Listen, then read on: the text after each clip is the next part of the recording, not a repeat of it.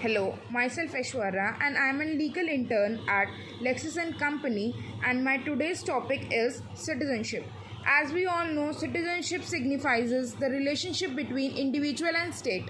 Like any other modern state, India has two kind of people. First one is citizens, second one is aliens. Then, citizens are the full members of India state and owe allegiance to it. They enjoy all the civil and political rights. There are two well-known principles for the grant of citizenship.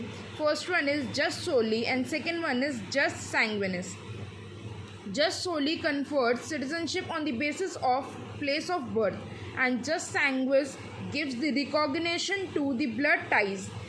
Then on 2019, one bill came there which is Citizenship Amendment Bill 2019.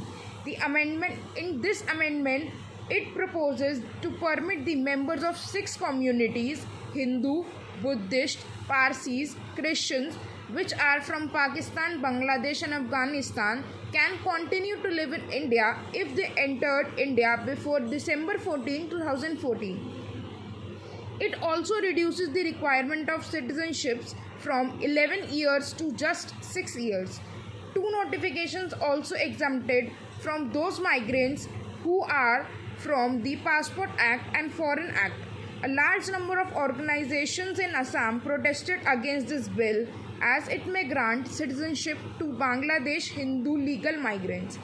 Then, the justification given for the bill is that Hindu and Buddhist are the minorities in Bangladesh and fled to India to avoid the religious persecutions, but Muslims are the majority in Bangladesh and so the same cannot be said about them. Then in this bill, one article introduced which is Article 5 which provides the citizenship on the commencement of the constitution. In this article, it donates all those domiciled and born in India were given citizenship. Second denotes that even those who are domiciled but not born in India, but either those parents were born in India were considered citizens.